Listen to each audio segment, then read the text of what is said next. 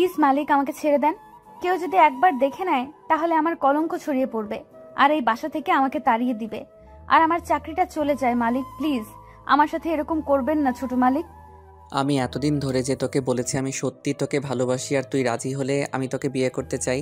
বাসায় সবাইকে বলবো, আর তুই রাজি হচ্ছিস না কিসের জন্য? দেখেন মালিক, আপনি বোঝার চেষ্টা করেন, আমাদের এই রকম সম্পর্ক কেউ মেনে নেবে না, তাই প্লিজ আমাকে যেতে দেন বাইরে। না, তোকে তো ছেড়ে দেওয়ার জন্য আমি আজকে এখানে নিয়ে আসিনি। আজকে বাসায় কেউ নেই, আজকে আমি তো সর্বনাশ করে ছাড়বো। প্লিজ এরকম কোনো কিছু করবেন না মালিক। দেখেন মালিক, আমি আমার স্বামীর জন্য আমাকে তৈরি করেছে। প্লিজ মালিক, আমাকে কলঙ্কিত করবেন না মালিক। কিন্তু আদনান আফরিনের কথায় কান না দিয়ে আফরিনকে এক ধাক্কা দিয়ে বিছানার উপর ফেলে দিল, আর আদনানের দেহটা আফরিনের দেহের উপর এলিয়ে দিল। আফরিন ব্যথা সহ্য করতে না পেরে কুকিয়ে উঠল, আর আদনানকে কাকুতি মিনতি করতে লাগলো যাতে করে আদনান আফরিনকে ছেড়ে দেয়, আর আফরিন তার ইজ্জত নিয়ে এখান থেকে চলে যেতে পারে। কিন্তু আদনান তার কোনো কথায় কান দিচ্ছে না, তার মতো গতি অন্যরকম। রুমে ক্যামেরা সেট করে রেখেছে, আজকে সেই ভিডিও ধারণ করবে। আফরিন আদনানের অত্যাচারগুলো সহ্য করতে পারতেছে না। এই প্রথম কোনো পুরুষ তাকে এভাবে স্পর্শ করতেছে, আর তাও এমন জায়গায় স্পর্শ করতেছে যেটা সে কখনো কল্পনা করতে পারতেছে না। শেষ পর্যন্ত আফরিন আদনানের কাছে হার মেনে নিল, আর আদনান তার দেহের খোরাক মিটিয়ে নিল। আফরিন দেহ পেয়ে আদনান যখন আফরিনকে ছেড়ে দিল, আফরিন তখন অনেক জোরে জোরে কান্না করতে লাগলো, আর আদনান তাকে একটা ধমক দিয়ে থামিয়ে দিল। একদম ন্যাকামি কান্না করবে না, বুঝছিস? আর আমার চোখের সামনে একদম কান্না করবে না, তাহলে কিন্তু অবস্থা খারাপ করে ছেড়ে দেব। আফরিন কোনো কথা বলতে পারতেছে না ভয় পেয়ে, আর আদনান এমনিতে অনেক খ্যাপাটে একটা অভ্যাস আছে যে একটা কিছু বললে সেটা করেই ছাড়বে। আর আফরিন এখানে অনেক দিন যাবত আছে, তাই তার ধারণা আছে আদনান এর ব্যবহারগুলো সম্পর্কে, সে খুব ভালোভাবেই জানে। তারপর আদনান ক্যামেরাটা বের করে ভিডিও ফুটেজ একটু আফরিনকে দেখিয়ে দিল, আর আফরিন সেটা দেখে তার ভিতরটা একদম ফেটে গেল। এটা কি হলো? এখন আফরিন আর বেঁচে থাকার ইচ্ছা নেই, এখন আফরিনের মরে যাওয়ার ইচ্ছা করতেছে। প্লিজ আপনি ভিডিওটা ডিলিট করে দেন। প্লিজ প্লিজ, আপনি আমার জীবন নিয়ে খেলা করবেন না। প্লিজ ভিডিওটা আপনি ডিলিট করেন। ডিলিট করব, তবে একটা শর্ত আছে। আমাকে তোকে বিয়ে করতে হবে, আর আমরা এখনই সেটা করে আসব। আপনার মাথা ঠিক আছে? আপনি এসব কি বলতেছেন? আমি এরকম কিচ্ছু করতে পারবো না। ঠিক আছে, তুই যদি আমার কথা না শুনিস তাহলে কিন্তু আমি এই ভিডিওটা ফেসবুক থেকে শুরু করে যত সোশ্যাল মিডিয়া সাইটগুলো আছে সবখানে শেয়ার করে দেব। না প্লিজ, এরকম কিছু করবেন না, তাহলে আমার জীবন তো যাবে, সাথে আমার বাবা মাকে সমাজে নানা ধরনের কথা শুনতে হবে। প্লিজ এরকমটা করবেন না, আপনার হাতে ধরি, পায়ে পড়ি। যদি এরকম কোনো কিছু হয় তাহলে তো খুব ভালো, কারণ তুই যদি আমার না হতে পারিস তাহলে তুই কারো হতে পারবি না। আফরিন আর একটা কথা বলতে পারলো না, এখন সে মুখ বুজে সব কিছু সহ্য করে নিতে বাধ্য হচ্ছে, কারণ মুখ বুজে সহ্য না করে নিলে তার জীবন তো শেষ হয়ে যাবে, সাথে তার বাবা মার জীবনটাও অকালে মৃত্যুর যন্ত্রণা পেতে থাকবে। না মরেও তাদেরকে মৃত্যুর যন্ত্রণা পেতে হবে প্রতিনিয়ত, সমাজের নানা ধরনের কটূক্তি শুনতে হবে। তা থেকে এখন আদনান সাহেব যেটা বলতে চায় সেটাই আফরিনকে মেনে নিলে মুখ বুঝে। তার যতই কষ্ট হোক, আর আফরিন ভালো করে জানে এখন এখান থেকে তার সুখের দিন শেষ, কষ্টের দিন শুরু, কারণ আদনানের বাবা মা কখনো এটা মেনে নেবে না। আর আদনান যে কি করবে সেটা এখন থেকে বুঝতে পারতেছে, তার সাথে যে কি করবে আদনান, আর কি ব্যবহার যে করবে। হ্যালো দীপ্ত, কোথায় তুই রে? তাড়াতাড়ি বাসা থেকে বেরিয়ে আমাদের আড্ডাখানায় চলে আয়। আজকে আমি বিয়ে করতেছি, বাসায় না জানিয়ে, আর এই কথা যেন কেউ জানতে না পারে। কি বলছিস? এইসব মাথা ঠিক আছে তোর? আর বাসায় না জানিয়ে বিয়ে করার কি আছে? আঙ্কেল আন্টি তো চাচ্ছে তোকে বিয়ে দিতে, তাহলে তুই বাসায় না জানিয়ে বিয়ে করবি কিসের জন্য শুনি? তোকে এত বেশি বুঝতে হবে না, তোকে যেটা বলেছি সেটা কর। আর শরীফ কোথায়? শরীফকে নিয়ে তাড়াতাড়ি অফিসে চলে আয়। দুজন সাক্ষী লাগবে আর উকিল লাগবে একজন, সেটা আমি ম্যানেজ করব। এখন তুই আর শরীফ তাড়াতাড়ি কাজী অফিসে চলে আয়। তুই কি পাগল হয়েছিস? কি বলতেছিস? আঙ্কেল আন্টিকে না জানিয়ে তুই যদি বিয়ে করিস, আর এটা তো ছেলে খেলা না, বা যখন যেটা চাইলাম সেটাই করলাম, এরকম তো কিছু না। তাই তো, তাহলে এরকম পাগলামি করতেছি কিসের জন্য? আঙ্কেল আন্টির বিরুদ্ধে গিয়ে বিয়ে করবি, তারা কি মেনে নেবে? ঠিক আছে, আমি বুঝতে পেরেছি তুই আমাকে সাহায্য করবি না, সেটা আমি খুব ভালো করে জানি। তোকে আমার ফোন দেওয়া ভুল হয়েছে, তুই থাক, তোকে আসতে হবে না। আচ্ছা, আমি বের হচ্ছি আর শরীফকে নিয়ে যাচ্ছি, আর একটা বার ভেবে দেখো। আমি অনেক ভেবেচিন্তে তারপরে ডিসিশন নিয়েছি, তুই যদি আসতে পারিস তোর শরীফকে নিয়ে তাড়াতাড়ি চলে আয়। আমি এখন শরীফকে ফোন দিতে পারবো না, কারণ শরীফকে ফোন দিলে শরীফ সবাইকে সব কিছু আগে থেকে বলে দিবে। তাই আমি শরীফকে ফোন দিচ্ছি না। তুই শরীফকে যে কোনো একটা কিছু বলে ম্যানেজ করে তাড়াতাড়ি নিয়ে চলে আয়। আচ্ছা ঠিক আছে, আমি সব কিছু কন্ট্রোল করতেছি, তোকে এটা নিয়ে বেশি কিছু ভাবতে হবে না। আমি সব কিছু ম্যানেজ করে তারপর শরীফকে নিয়ে যাচ্ছি। তুই কাজী অফিসে চলে আয়, আমিও যাচ্ছি। তারপর আদনান আফরিনকে নিয়ে গাড়িতে করে কাজী অফিসের সামনে চলে আসলো, আর এদিকে থেকে দীপ্ত আর শরীফকে টালবাহানা দিয়ে কাজী অফিসে নিয়ে আসলো। দীপ্তকে বলল না যে আদনান বিয়ে করবে। দীপ্ত শরীফকে বলেছে যে দীপ্তর একটা খুব কাছের বন্ধু বিয়ে করতে যাচ্ছে, সে কখনো একটু যাইতে হবে, আর একা সেখানে যাওয়াটা কেমন হয়ে যায়, তাই তাদেরকে ইনভাইট করেছে, ভরপুর খাওয়া দাওয়া হবে। আর শরীফ বিয়ে কথা শুনে তার তড়িঘড়ি করে রেডি হয়ে বেরিয়ে আসলো। তারপর দীপ্ত আর শরীফ এসে কাজী অফিসের সামনে উপস্থিত হলো। শরীফ কাজী অফিসের দেখে একটু অবাক হলো, কারণ দীপ্ত তো বলেছিল যে বাসায় যাবে, তারা এখন কাজী অফিসে কি করে। শরীফ ভেবে নিল হয়তো কাজী অফিসে এখন বিয়ে হবে, তারপর সোজা বাসায় গিয়ে ভরপুর খাওয়া দাওয়া হবে। তার জন্য সে হাসি মুখে দীপ্তকে জড়িয়ে ধরে, ধন্যবাদ বন্ধু, এত সুন্দর একটা বিয়ের আয়োজনে তাকে নিয়ে আসার জন্য। দীপ্ত কোনো কথা না বলে চুপচাপ মুচকে হাসি দিয়ে শরীফকে নিয়ে ভিতরে চলে আসলো। আর শরীফ যখন ভিতরে প্রবেশ করলো, ভিতরে প্রবেশ করে আদনানকে দেখে অবাক হয়ে গেল আর অনেকটা চমকে গেল। কিরে আদনান, তুই এখানে কি করতেছিস? আর আফরিন এখানে কি করে? আমি এখন বিয়ে করতে যাচ্ছি, তাও আবার আফরিনকে। তোদের কোনো সমস্যা আছে? কি বলতেছিস? তোর মাথা ঠিক আছে? এরকম একটা কাজের মেয়েকে তুই বিয়ে করবি, তোর মাথা কি ঠিক আছে? আঙ্কেল আন্টি জানতে পারলে কি হবে? দেখ, বেশি জ্ঞান দিতে আসবি না। এখন আমি যেটা বলতেছি সেটা শুনবি নাকি শুনবি না সেটা আমি এখন বুঝতে পারতেছি না, বাট আমি এখন যেটা করতেছি আমাকে করতে দিবি, বেশি কথা বলবি না। আচ্ছা, আমি খুব ভালোভাবে বুঝতে পেরেছি। আফরিন, তোমাকে বলতেছি, তুমি কোন হিসেবে একজন বাড়ির কাজের মেয়ে হয়ে মালিককে বিয়ে করতে চাও? তোমাকে কি আঙ্কেল আন্টি মেনে নেবে? তুমি কি অবুঝ? তুমি কি বুঝতে পারো না সব? দেখেন, আপনি এত বড় কথা বলতে পারেন না। আমরা দুজন দুজনকে ভালোবেসেই বিয়ে করতেছি, আর আদনান বলেছে যে বাসায় ম্যানেজ করতে পারবে, তাই আমি রাজি হয়েছি। আমি বুঝতে পেরেছি তোমার টাকার লোভ ধরে ফেলেছে, তার জন্য মালিকের ছেলেকে পটিয়ে বিয়ে করে নিচ্ছ, তাই তাই না? তার সাথে সারা জীবন খুব সুখে থাকতে পারো। আপনি যেটা ভাবতেছেন বা বলতেছেন ঠিক বলতেছেন। আমি টাকার জন্য বিয়েটা করতেছি। টাকা ছাড়া এই দুনিয়াতে কি আছে বলেন? টাকাই তো সবকিছু। আচ্ছা, তোমার টাকা লাগবে বলো, আমি তোমাকে টাকা দেব, তাও আদনানকে বিয়ে করা থেকে বিরত থাকো। তোমাকে আমি টাকা দিচ্ছি, তোমার যত টাকা লাগে তুমি নিয়ে চলে যাবে এখান থেকে অনেক দূরে। দেখ শরীফ, তোকে এখানে যা করার জন্য আনা হয়েছে তুই সেটা কর, আর এর থেকে বেশি কোনো কথা বলবি না, আর এত টাকার গরম দেখাতে আসবি না আমার সামনে। ঠিক আছে, তোমার যেটা মন চাচ্ছে সেটা করো, আমি আর কি বলবো, তোকে আমার আর কিছু বলার নেই। দেখেন, এখন অনেক কথা শুরু হয়েছে আমাকে নিয়ে, আর যখন প্রকাশ পাবে তখন বিষয়টা কেমন হবে বুঝতে পারতেছেন। আমাকে বিয়ে না করলেই মনে হয় ভালো হবে আপনার জন্য।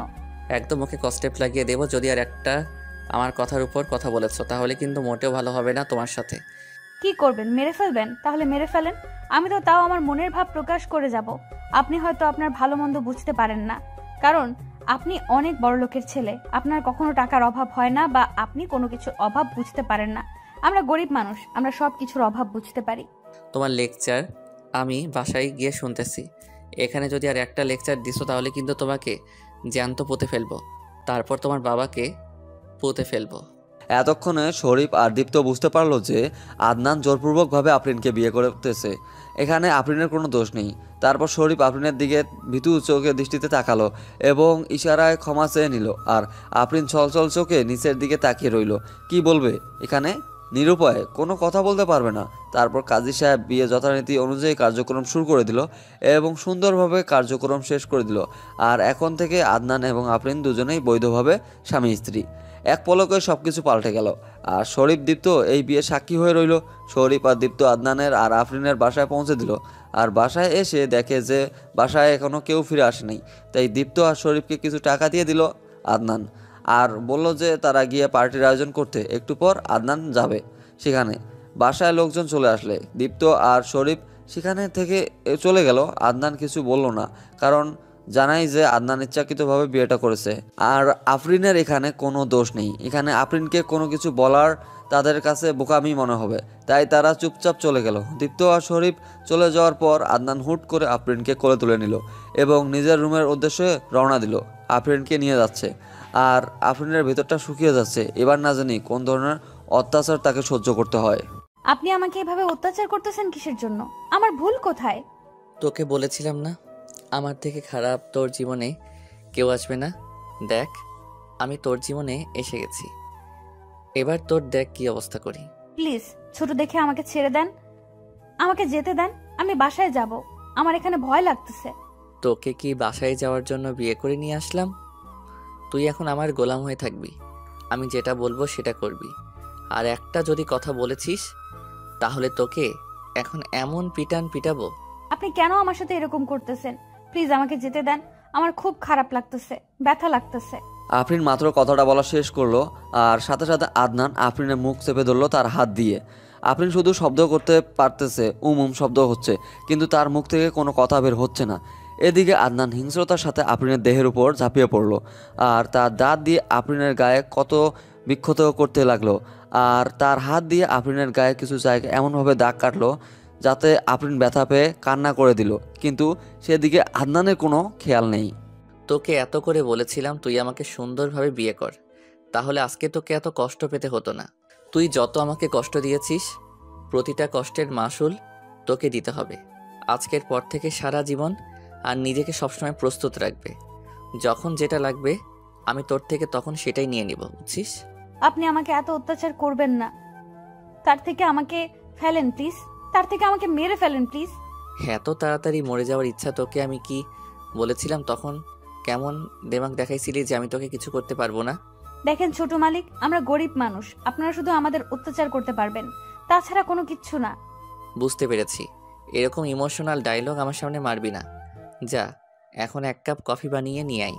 আমার খুব ব্যথা করতেছে ছোট মালিক, আমাকে বাসায় যেতে দেন, আমি কোনো কাজ করতে পারবো না এখন। তোকে বলছি না আজকের পর থেকে তোর এটাই বাড়ি আর তোর বাসায় যাওয়া হবে না। আজকের পর থেকে তুই ভুলে যা তোর কোনো বাসা আছে এই বাসা ছাড়া। কেন আমার সাথে এরকম করতেছেন? আমি বুঝতে পারতেছি না আমি কি ভুল করেছি। তুই যদি আর একবার আমার মুখের উপর তর্ক করেছিস তোকে যে আমি কি করে ফেলবো আমি বুঝতে পারছি না। তোকে যেটা বলেছি তুই সেটা কর, এক কাপ কফি বানিয়ে নিয়ে আয় তাড়াতাড়ি। আফরিন সেখানে একটা কথা বলার সাহস পেল না। আফরিন খুব ভালো করে জানে আদনান রেগে গেলে তার মাথা ঠিক থাকে না, কখন কি করবে আফরিন সেটা খুব ভালো করেই জানে। তাই নিজের কষ্ট হলো আদনানের কথা মেনে চলতে লাগলো। আর সে খুব ভালোভাবে বুঝতে পেরেছে যে আদনান তাকে কেন বিয়ে করে নিয়ে আসলো। আফরিন চুপচাপ থাকলো আর তার কথা মতো সব কিছু করছে। হুট করে বাসার কলিং বেল বেজে উঠলো, তার মানে বাসার সবাই চলে এসেছে। এটা ভেবে আফরিন খুব খুশি হলো যে এখন অন্তত এই মানুষটা তার দানবের মতো অত্যাচার তাকে সহ্য করতে হবে না। আফরিন দৌড়ে গিয়ে মেইন ডোর খুলে দিল। খুলে দিয়ে দেখে সবাই হাসি মুখে বাসার ভিতর প্রবেশ করতেছে। আর আফরিনের অবস্থা দেখে সবাই 1 মিনিটে সেখানে চুপ হয়ে গেল, কারণ আফরিনের কাপড় ঠিক ছিল না। যে কেউ দেখলে আফরিনকে সন্দেহ করবে। আফরিন এতটাই ব্যস্ত ছিল যে তার নিজের দিকে তাকানোর কোনো হুঁশ ছিল না, যার জন্য সে বুঝতে পারেনি যে তার শরীরে কী আছে আর কি নেই। আফরিন নিজের দিকে তাকিয়ে অবাক হলো আর সেখানে লজ্জা পেয়ে যেতে ধরলেই তার মালকিন মানে আদনানের মা তাকে দাঁড় করিয়ে দিল। কি অবস্থা তোমার শরীরে? তোমার কি হয়েছে? আর তোমাকে দেখে এরকম লাগতেছে কেন? কিছু না বেগম সাহেবা, আমি এখন একটু রুমে যাই, একটু পরে কথা বলি। তুমি ভালো করে জানো আমি তোমাকে আমার মেয়ের মতো দেখি, তাই আমার থেকে কোনো কিছু লুকোনোর কোনো দরকার নেই। কি হয়েছে বাসায় আমাকে বলো। কই কিছু না তো, আমার আবার কি হলো? আর বাসায় তো কোনো কিছু হয়নি, সবকিছু ঠিকঠাক আছে, সব দেখতেই পাচ্ছেন আপনি। বাসায় সব কিছু ঠিকঠাক আছে, কিন্তু তোমার সব কিছু ঠিকঠাক নেই, তাই আমি তোমাকে জিজ্ঞেস করছি তোমার কি হয়েছে বলো। আর তোমরা এখানে কি নাটক দেখছো? যে যার রুমে যাও, ফ্রেশ হয়ে যে যার কাজে লেগে যাও। আরিফা চৌধুরীর কথা শুনে সবাই সেখানে একটু দাঁড়িয়ে থাকলো না, কারণ আরিফা চৌধুরীকে বাসা সবাই ভয় পায় শুধু আদনান ছাড়া। আরিফা চৌধুরীর রাগ একমাত্র আদনানে কন্ট্রোল করতে পারে, তাছাড়া আরিফা চৌধুরীর রাগ কেউ কন্ট্রোল করতে পারে না। তাই সেখানে থেকে সবাই চলে গেল। তারপর আরিফা চৌধুরী আফরিনকে ডাক দিয়ে একটা রুমের ভিতর নিয়ে গেল, কারণ সবাই বুঝতে পারবে যেখানে নিশ্চয়ই কোনো গণ্ডগোল হয়েছে। আর তার শরীরের অনেক দাগ ছিল। আরিফা চৌধুরী সবার সামনে সেগুলো বলতে চাচ্ছিল না, আফরিনের খারাপ লাগবে তাই। আরিফা চৌধুরী বুদ্ধি খাটিয়ে সবাইকে তাড়িয়ে দিয়ে একটা রুমের ভিতর নিয়ে আসলো আফরিনকে। আচ্ছা মা, আমাকে সব কিছু খুলে বলো। আমি তো তোমার সাথে কখনো খারাপ ব্যবহার করিনি, তোমাকে তো আমার মেয়ের মতো স্নেহ করি, তাহলে তুমি এরকম করতেছো? কিছু কি হয়েছে বাসায়? আমাকে খুলে বলো। বলতেছি তো বেগম সাহেবা, কিচ্ছু হয়নি আমার। তুমি আমার থেকে সব কিছু লুকিয়ে রাখতে পারবে না, কারণ তুমি নিজের দিকে তাকিয়ে দেখো, তোমাকে দেখলেই সবাই বুঝতে পারবে। আর আদনান কোথায়? আদনান সাহেব নিজের রুমেই আছে, আর আমি কাজ করতেছিলাম, তাই হয়তো আমার শরীরের কাপড় ঠিক ছিল না, ঘর মোছামুছি করতেছিলাম তো। তাহলে তোমার শরীরে এই দাগগুলো আসলো কোথা থেকে সেটা আমাকে বলো। দেখো, আমার থেকে কিছু লুকোনোর চেষ্টা করবে না, তাহলে কিন্তু আমি তোমার। কি করবে, মেরে ফেলবে নাকি খুন করে ফেলবে? কাউকে টাকা দিয়ে কোনটা? তুই এখানে কি করিস আর এভাবে কথা বলছিস কি জন্য আমার সাথে? দেখো মা, তুমি বাইরে থেকে এসেছো, এখন অনেক ক্লান্ত তুমি। এসব নিয়ে তোমাকে কোনো কিছু চিন্তা করতে হবে না। আমি দেখে নিব কি হয়েছে না হয়েছে। তুমি যাও, রেস্ট করো। বেয়াদব ছেলে, তুই যেটা করছিস মেয়েটাকে একাবি, আর আমি এটা তোর কাছে কখনো আশা করিনি। আমি এরকম একটা কলঙ্কিত ছেলের মা। আমি কোনো অবৈধ কাজ করিনি, আমি ওকে বিয়ে করে নিয়েছি। এবার হয়েছে? আর আমার ইচ্ছার বিরুদ্ধে কেউ কথা বললে কিন্তু আমি তাকে খুন করে ফেলবো। কি বলতেছিস এসব কথা তুই? তোর বাবা শুনলে কি তোকে এই পৃথিবীর বুকে রাখবে? একটা কাজের মেয়েকে তুই বিয়ে করছিস, তোর লজ্জা করে না এটা বড় গলায় বলতে? দেখো মা, আমি তোমাদেরকে আগেই বলে রেখেছি, আমার পার্সোনাল লাইফে তোমরা কোনো হস্তক্ষেপ করবে না। তোমরা আমাকে জন্ম দিয়েছো আর আমাকে লালিত পালিত করেছো, ঠিক আছে, সব কিছু বুঝছি, কিন্তু আমার পার্সোনাল লাইফ নিয়ে তোমরা কোনো কথা বলবে না। আমি তোমাদের সন্তান হিসেবে মা বাবার উপর যেটা কতবার দায়িত্ব থাকে পালন করব, কিন্তু আমার পার্সোনাল জীবন দিয়ে তোমরা প্লিজ কেউ কোনো কথা বলবে না। ঠিক আছে, তুই যেটা ভালো মনে করেছিস সেটাই করেছিস। এখন আমার যেটা ভালো মনে হবে আমিও সেই ডিসিশনটাই নেব, মাথায় রাখিস। কথাটা বলে আরিফা চৌধুরী সেখানে এক মুহূর্ত দাঁড়িয়ে থাকলো না, সেখান থেকে হন হন করে চলে গেল। আর এদিকে আদনান একটা ডেভিল মার্কা হাসি দিয়ে আফরিনকে কোলে তুলে নিল, আর আফরিনকে কোলে তুলে নিয়ে আফরিনের কপালে চুমু দিয়ে একটা চুপচাপ করে দিল। এখন সে বুঝতে পারতেছে আবার তার উপর অত্যাচার হবে। আফরিন নিঃশব্দে কান্না করে যাচ্ছে, সে বের হয়ে যেতে পারতেছে না, তার ইচ্ছা মতো কোনো কিছু করতে পারতেছে না। এতদিন শুধু এমনিতে আদনান তাকে একটু ডিস্টার্ব করতো, বলতো যে তাকে বিয়ে করবে, তুই আমার সাথে প্রেম কর, এসব আজে বাজে কথা বলতো। আফরিন মনে করতো যে বড়লোকের ছেলে হয়তো একটু উচ্ছৃঙ্খল, তাই সে সব কিছু মেনে নিতে হবে। কিন্তু হঠাৎ করে আজকে যেটা করলো আদনান, সেটার জন্য মোটেও প্রস্তুত ছিল না আফরিন। আদনান আফরিনকে নিয়ে এসে বিছানার উপর রেখে দিল। আফরিন তো ভয়ে শেষ, না জানি আবার হায়নার মতো তার উপর অত্যাচার শুরু হয়ে যায়। কিন্তু আফরিনের চিন্তাভাবনা ভুল প্রমাণ করে দিয়ে আদনান তার এয়ারড্রপ থেকে একটা মলম বের করলো, আর সে মলম বের করে আফরিনের গায়ে যে ক্ষতগুলো ছিল সেখানে মলম লাগিয়ে দিতে লাগলো। যেখানে একটু বেশি আঁচড় লেগেছে, মানে রক্ত বের হয়েছে, সেখানে মলম লাগাতে আফরিন কেঁপে উঠলো। আর আদনান সেখানে ফু দিচ্ছে যাতে করে ব্যথাটা বা মলমের ঝাঁজটা বেশি না লাগে, তার জন্য মলম দেওয়া শেষ করে আদনান রুমে এক মুহূর্ত অপেক্ষা করলো না, বাইরে চলে আসলো। কিরে দীপ্ত, কোথায় আছিস? তোদের কোনো খোঁজ খবর পাওয়া যাচ্ছে না। তোদেরকে কি বললাম মাত্র, চুপচাপ কি আছিস, কেউ ফোন দিচ্ছিস না? এই তো বাসায় আসলাম রে, গোসল করতে খুব ক্লান্ত লাগতেছিল তো, তাই ভাবলাম যে গোসল করে বের হয়ে তোকে ফোন করব। তাহলে তুই এখন বাসায় আছিস, গোসল করছিস নাকি এখনো গোসল না করে চুপচাপ শুয়ে আছিস, কোনটা? এই তো মাত্র গোসলে যাব, তুই ফোন করলি, আর ফোনটা তাড়াতাড়ি রিসিভ না করলে তো আবার যত কাহিনী শুরু হইতো তোর আবার।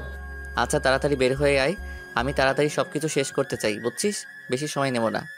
আচ্ছা, তুই শরীফকে ফোন দিয়ে সেখানে ডাক দিয়ে নে, আমি এদিকে খুব তাড়াতাড়ি শেষ করে যাচ্ছি, বেশি সময় নেব না। আমি শরীফকে ফোন দিলে ও আসবে তোর মনে হয়? কেন যাবে না, শরীফকে ফোন দে, কোথায় আছে, কি করতেছে না করতেছে শোন, তারপর দেখ যায় কি না। আচ্ছা ঠিক আছে, তুই আয়, আমি দেখতেছি শরীফের ব্যাপারটা। শরীফ আসবে নাকি না আসবে, ওই শালাকে তো খুঁজে পাওয়া যায় না। আজকে যদি কোনো তেরামি করে তাহলে ওকে আমি আজকে খাইছি। তারপর আদনান শরীফকে ফোন করলো, আর শরীফ ফোন রিসিভ করে বলল তার বাবার সাথে জরুরি একটা কাজে বাইরে যাচ্ছে, সন্ধ্যার আগে ফিরে আসতে পারবে না, নানা ধরনের বাহানা দেখাচ্ছে। কিন্তু আদনান খুব ভালো করে জানে শরীফ এখন বাসায় আছে, সে এখন কোথাও যাবে না। এখন একটু আগে সে শরীফের বাবার সাথে কথা বলেছে ব্যবসার কাজে, আর তিনি বলেছে আজকে তিনি সম্পূর্ণ ফ্রি আছে, সন্ধ্যার পর তাদের একটা মিটিং আছে। আর এদিকে শরীফের কথা শুনে আদনানের প্রচুর রাগ হচ্ছে, শালা তোর বন্ধু নাকি শত্রু শরীফ। আদনান কোনো কথা না বলে ডিরেক্ট শরীফের বাসার উদ্দেশ্যে রওনা দিল, কারণ তাকে বাসা থেকে তুলে নিয়ে আসতে হবে, সে কখনোই আসবে না। আর এদিকে আফরিন কখন যে ঘুমিয়ে পড়েছে আদনানের বিছানায় এসে সে বুঝতেই পারেনি। মলম লাগিয়ে দেওয়ার ফলে তার একটু আরাম মনে হয়েছিল, তাই সে ঘুমিয়ে পড়েছে। সারাদিন অনেক ক্লান্ত ছিল, আর ক্লান্ত থাকবেই না কেন, একটা মানুষকে যদি অতিরিক্ত অত্যাচার করে তাহলে তো তার শরীরের ভিতর ক্লান্তি চলে আসবে। তার উপর আদনানের রোমান্টিক টর্চার তো আছেই। আফরিন তাড়াতাড়ি উঠে ফ্রেশ হয়ে নিল, আর নিচে এসে দেখে সবাই তাকে নিয়ে এইটা ওইটা বলতেছে। কাজের মেয়ে হয়ে নাকি এখন সে বাড়ির বউ, তাকে নিয়ে নানা ধরনের কথা উঠেছে। যে কাজের মেয়ে, তোর এই দুঃসাহস কিভাবে হলো? তুই আমার প্রিয় মানুষকে বিয়ে করেছিস, তোর এই দুঃসাহস হলো কিভাবে রে? আফরিন কি বলবে না বলবে বুঝতে পারতেছে না। হঠাৎ করে পল্লবী বাসার ভিতরে প্রবেশ করে আফরিনের কাছে একটা কথা বলল, আর আফরিন ভয় পেয়ে আছে। কারণ আফরিন ভালো করে জানে পল্লবী আদনানকে অনেক আগে থেকে পছন্দ করে, কিন্তু আদনান পল্লবীকে পাত্তা দেয় না। কি হলো, কথা বলছিস না কিসের জন্য? কথা কানে যায় না? তুই আমার আদনানকে বিয়ে করেছিস কোন সাহসে? দেখেন ম্যাডাম, আমি এসব বিষয়ে কোনো কিছু বলতে পারবো না, আপনি আদনান সাহেবের কাছ থেকে শুনবেন। ছোট লোকের বাচ্চা, তুই আবার মুখের উপর তর্ক করিস? তোর সাহস কত বড়? তোর কলিজা বড় হয়ে গেছে নাকি একদিনের ভেতরে? দেখেন আপু, আমি আপনাকে অনেক আগে থেকে সম্মান করি, আর আপনি আমার চরিত্র সম্পর্কে খুব ভালো করেই জানেন, আর আমি ছোট লোকের বাচ্চা সেটা আপনিও ভালো করে জানেন। তোর চরিত্র তো ভালো ছিল, ওপরে ফিটফাট, কিন্তু ভেতরে সদরঘাটের অবস্থা তোর। দেখেন ম্যাডাম, আপনারাই সব প্রশ্নের উত্তর আদনান সাহেবের কাছ থেকেই পাবেন, আমাকে এসব জিজ্ঞেস করবেন না প্লিজ, আমাকে কাজের মেয়ে হয়ে থাকতে দেন। তোর এই বড় বড় কথা আমি বের করতেছি, তোকে যে আমি কি করব, তুই এই মুহূর্তে এই বাসা থেকে বের হয়ে যাবি। আদনান সাহেব যদি আমাকে এক্ষুনি এখান থেকে চলে যেতে বলে আমি চলে যাব, আপনি প্লিজ একটু আদনান সাহেবকে ম্যানেজ করে নেন, উনি যদি আমাকে অনুমতি দেয় আমি এখান থেকে চলে যাব। সত্যি দেখেছেন আন্টি কত বড় সাহস, কিভাবে আমার সাথে তর্ক করছে, এত বড় স্পর্ধা হয়ে গিয়েছে তার। পল্লবী একটু শান্ত হও, নিজেকে কন্ট্রোল করো। আমি আদনানের সাথে কথা বলার সব কিছু মিটমাট করার ব্যবস্থা করতেছি। যত দ্রুত সম্ভব এই কলঙ্কটাকে এই বাসা থেকে তাড়িয়ে দেওয়ার ব্যবস্থা করেন আন্টি, না হলে আমি কিন্তু রাগের বশে কি করব বুঝতে পারছি না। তুমি একদম টেনশন করবে না, আমি সব কিছু দেখে নেব। কেউ এই বাসায় কাজের মেয়ে হয়ে রানী হবে, আর আমি সেটা মেনে নেব। ঠিক আছে আন্টি, তাহলে আমি আদনানের রুমে গিয়ে আদনানের জন্য অপেক্ষা করছি, আর এই যে কাজের মেয়ে, তাড়াতাড়ি আমার জন্য 1 কাপ কফি বানিয়ে নিয়ে আসো। কথাটা বলে পল্লবী উপরে চলে গেল, আর আফরিন ভেজা ভেজা চোখ নিয়ে রান্নাঘরে চলে আসলো। তার সাপোর্টে কেউ করবে না সেটা খুব ভালো করে জানে সে, আর আদনান সাহেবও তাকে কিছুদিন পর ডাস্টবিনে ছুঁড়ে ফেলে দিবে সেটা খুব ভালো করে জানে, কারণ আদনান সাহেব তার প্রেমে পড়েনি, তার দেহের মোহে পড়েছে। আফরিন কান্না করতে করতে পল্লবীর জন্য একটা কফি পানি নিয়ে উপরে চলে গেল, গিয়ে দেখে পল্লবী পায়ের উপর পা তুলে বিছানার উপর শুয়ে আছে। আর আফরিন সেখানে কফি রেখে চলে আসতে নিলেই পল্লবী তাকে আবার নানা কটু কথা শুনিয়ে দেয়, কিন্তু আফরিন সেখানে এক মুহূর্তে অপেক্ষা না করে তার আগের রুমে চলে আসলো, যেখানে সে থাকে রান্নাঘরের পাশেই। বিছানায় গা এলিয়ে দিয়ে বালিশে মুখ গুজে দিয়ে কান্না করতে থাকে আফরিন। এর জীবনটা কি থেকে কি হয়ে গেল, যে মানুষগুলো এতদিন তাকে অনেক ভালোবাসতো, অনেক স্নেহ করতো, অনেক মমতা দেখাইতো, আজকে সেই মানুষগুলো তার বিপরীতে গিয়ে কথা বলতেছে। কেউ তাকে বোঝার চেষ্টা করতেছে না, কেউ তার কষ্টগুলো শোনার আগ্রহ প্রকাশ করতেছে না। সবাই শুধু ভাবতেছে যে আফরিন টাকার লোভে পড়ে আদনানকে বিয়ে করেছে আর বড়লোক হওয়ার স্বপ্ন দেখতেছে। কী রে, তুই না বাইরে গিয়েছিস? তাহলে এখনও রুমের ভিতরে কি করতেছিস? হুট করে শরীফের বাসায় আদনানের আগমন দেখে শরীফ অনেকটা ভয় পেয়ে গেল, কারণ আদনান সচরাচর এভাবে আসে না, কিন্তু হঠাৎ করে আজকে এভাবে আসলো, ব্যাপার কি? আর শরীফ বাহানা তাহলে ধরে ফেলেছে আদনান। শরীফ তো আমতা আমতা করতে লাগলো, কিন্তু কি বলবে বুঝতে পারতেছে না। কি হলো, কথা বলতেছিস না কেন? কিসের জন্য? তুই না বাইরে গিয়েছিস, তাহলে বাসায় কি করছিস? এই তো রেডি হচ্ছি, একটু পর বেরিয়ে পড়বো। তোকে তো একটু আগেই বললাম সময় তো লাগবে, তাই না? তুই তো এতক্ষণ দেরি করার কথা না, কারণ আমি তোকে ফোন করেছি 30 মিনিট হলো, আর আঙ্কেল তো এখনো বাইরে বসে আড্ডা দিচ্ছে। বাবার হয়ে গেলে তারপর দুজনে একসাথে বের হয়ে পড়বো, তার জন্য অপেক্ষা করতেছি, বুঝছিস ব্যাপারটা? দেখ, আঙ্কেল আর আমার সম্পর্কটা কীরকম তুই সব ভালো করে জানিস, তাই আমাকে মিথ্যা না বলে তাড়াতাড়ি এখন রেডি হয়ে আমার সাথে যাবি, আর না হলে তোকে আজকে যেটা করব না। আচ্ছা ধরে ফেলেছে তাহলে ঠিক আছে, তুই একটু ওখানে অপেক্ষা কর, আমি ফ্রেশ হয়ে রেডি হয়ে তারপর যাচ্ছি। তোকে কোনো কিছু করতে হবে না, তুই এই অবস্থায় আমার সাথে যাবি, আর তোকে কোথাও নিয়ে যাচ্ছি না, কোনো প্রোগ্রামে নিয়ে যাচ্ছি না যে সাজগোজ করতে হবে মেয়ে মানুষের মতো। তারপর শরীফকে কোনো কথা বলার সুযোগ দিল না, না দিয়ে আদনান তার হাত ধরে তাকে বাইরে নিয়ে আসলো। বাইরে এসে আদনান আর দীপ্তকে ফোন করলো, দীপ্তকে জানিয়ে দিল সে বেরিয়ে পড়েছে, এখন সে রাস্তায়। আর আদনান আর শরীফ একসাথে বেরিয়ে পড়লো, তারা তিনজনে একসাথে গিয়ে উপস্থিত হলো, তাদের প্রাণ মতো সব কাজ করা শেষ করে বাসার উদ্দেশ্যে রওনা দিল। বাসায় এসে দেখে সবাই উপস্থিত, আর তাদেরকে নিয়ে সবাই কথা বলতেছে। আদনানকে দেখে সবাই একদম নিশ্চুপ হয়ে গেল, কারো মুখ দিয়ে কোনো কথা বের হচ্ছে না। আদনান সবার দিকে একটু রাগী দৃষ্টিতে তাকিয়ে উপরে চলে গেল। দীপ্ত আর শরীফ তাদের প্ল্যান মতো কাজ করে যাচ্ছে। কি হলো পল্লবী, তুই আমার রুমে কি করতেছিস, আর আমার বউ কোথায়? তোর লজ্জা করে না একটা কাজের মেয়েকে বউ বলে স্বীকৃতি দিতে? আর আমার মাঝে কি কমতি আছে? আমার মতো হট মেয়ে আছে নাকি? দেখ, মাথা গরম করাবি না তুই। আমার রুমে কিসের জন্য, আর আফরিন কোথায়? আমি কি জানি। আর কথা হলো, আন্টি আমাকে বলেছে খুব তাড়াতাড়ি আফরিনকে তোর কাছ থেকে ডিভোর্স করিয়ে নেবে, তারপর আমার সাথে তোর বিয়ে হবে। আর তুই সেটা বিশ্বাস করে নিয়েছিস, তাই না? আর তুই তো ভালো করে আমাকে চিনিস, আমি যেটা একবার বলি বা করি সেটা আর কখনো রিপিট করি না। দেখ আমি ভালোই ভালোই বলতেছি, তুই ওই মেয়েকে ডিভোর্স করবি আর আমাকে বিয়ে করে নে। আর আমি তোকে কতটা ভালোবাসি সেটা তুই ভালো করে জানিস। আর আমার বাবার অনেক ধন সম্পদ আছে। তুই আমাকে টাকার লোভ দেখাচ্ছিস তাই না? আমি টাকার ফকির, আমি টাকার গোলাম তাই না? আমি সেটা বলছি না, আমি বলছি যে আমাদের স্ট্যাটাস মিলে যাবে। কিন্তু তুই ওই মেয়েটাকে বিয়ে করে নিয়েছিস, তাকে কোথাও নিয়ে যেতে পারবি? কোনো পার্টিতে নিয়ে যেতে পারবি? পারবি না। তুই যদি এখন আমার চোখের সামনে থেকে না গিয়েছিস তাহলে তোকে আমি সত্যি খুন করে ফেলবো। আমার হাতে দেখতে পাচ্ছিস তো সব কিছু আছে। কথাটা মাথায় রাখিস। তুই আজকে আমাকে যেভাবে অপমান করেছিস, আমি এই অপমানের প্রতিশোধ নেব। তুই ভালো করে জানিস পল্লবী কি কি করতে পারে। ঠিক আছে, আমিও দেখে নিব তুই আমার কি করতে পারিস।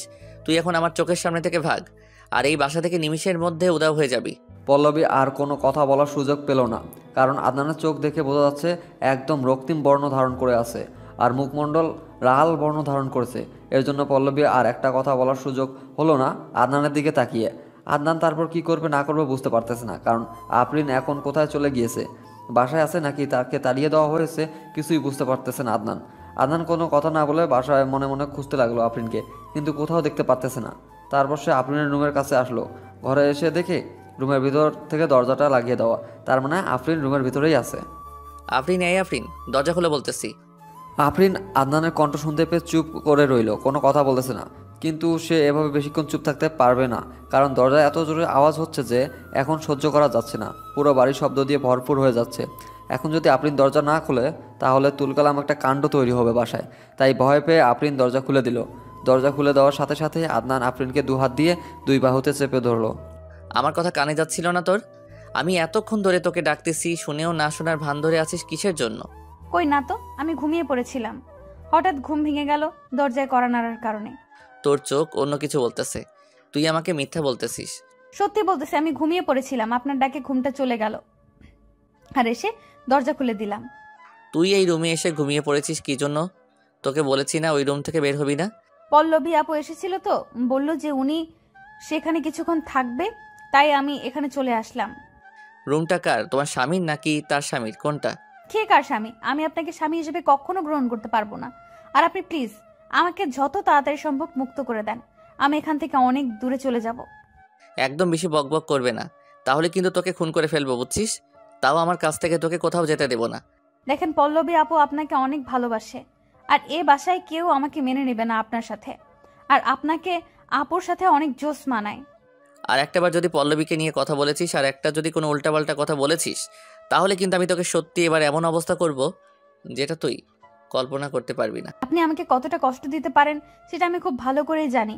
প্লিজ আপনি আপনার যত টর্চার আছে, যত অত্যাচার আছে আমাকে করতে থাকেন, আমি সব সহ্য করব, কিন্তু তারপরও আমাকে এই বন্ধ জীবন থেকে মুক্ত করে দেন। কারণ এতদিন সবাই আমাকে অনেক ভালোবাসতো, অনেক স্নেহ করত, সবাই আমাকে অনেক সুন্দরভাবে সবকিছু বুঝিয়ে দিত, কিন্তু এখন আমাকে কেউ সহ্য করতে পারে না। সবাই আমাকে কটু কথা শোনায়, সবাই নানা ধরনের খারাপ কথা বলে আমাকে নিয়ে। আফরিনের কথা শুনে আদনানের আর একটুও বুঝতে বাকি রইল না যে তাকে নিয়ে বাসার ভিতর কি শুরু হয়ে গিয়েছে। আদনান যতক্ষণ বাসায় থাকবে ততক্ষণ আফরিন সেফ থাকবে।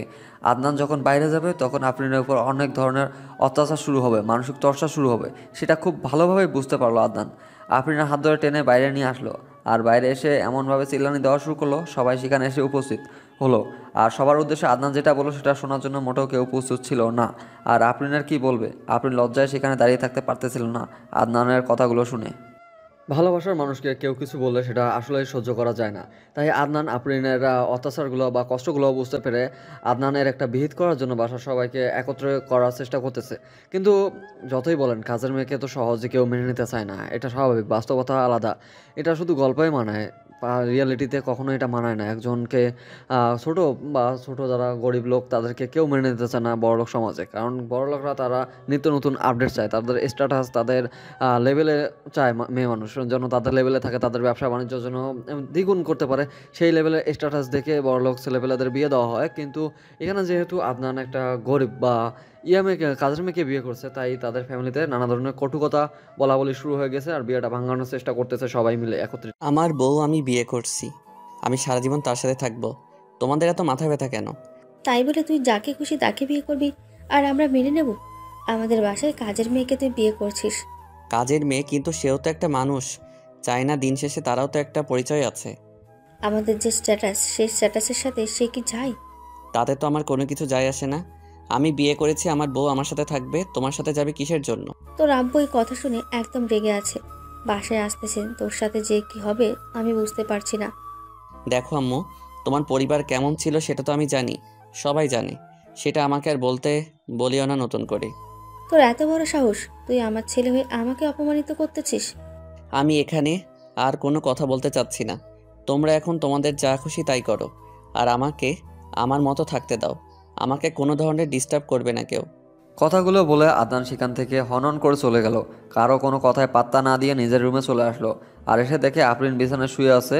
আদনান এসে আফরিনের এক সাইডে শুয়ে পড়লো আর আফরিনকে টেনে তার বুকের উপর নিয়ে নিল। আফরিন আমতা আমতা করতে লাগলো তার সাথে কি হচ্ছে এখন, আবার তাকে অত্যাচার শুরু করবে না তো এই বদমাশ ছেলেটা। আফরিন মনে মনে আদনানকে অনেক গালি দিচ্ছে, কিন্তু আফরিনের মুখ ফুসকে কোনো কথা বলার সাহস পাচ্ছে না আদনানকে। কি হলো, এবার চুপ করে আছো যে? আমার তো মন বলতেছে তুমি আমাকে কিছু বলতে চাচ্ছ। বলো, সমস্যা নেই। আমার জন্য আপনাদের মাঝে অনেক সমস্যা সৃষ্টি হচ্ছে। প্লিজ আপনি আমাকে যেতে দিন এখান থেকে। আমি অনেক দূরে চলে যাব, কখনো এদিকে ফিরে আসব না। আমি কি বলছি তোমার জন্য যে আমার বাসায় ঝামেলা চলতেছে? আর কই ঝামেলা চিল্লাচিল্লি হইতেছে? আপনি বুঝতে পারতেছেন না, আর বুঝেও না বোঝার ভান করতেছেন কিসের জন্য? আমার জন্য যত সমস্যা তৈরি হবে এই বাসায়, আমি চলে যাব এখান থেকে। সাহস থাকলে এই রুম থেকে বের হয়ে দেখা, তারপর বুঝবো যে তোর কলিজায় সাহস আছে। কলিজা টেনে ছিঁড়ে ফেলবো। আদনানের এরকম ধমক শুনে আফরিন একদম মুখ বদ্ধ করে নিয়ে চুপচাপ আদনানের বুকে নিজের মুখটা লুকিয়ে নিল। আফরিন আর কোনো আদনানের চোখের দিকে তাকাতে পারতেছে না। আর আদনান যে রাগ দেখাইছে, আফরিন তো ভয়ে আছে, কি জানি কি করে এখন তাকে। আদনান আফরিনের এরকম কাণ্ড দেখে মুচকি হেসে দিল আর নিজেই বলতে লাগলো, ওই স্যার, ভয় পেতে হবে না।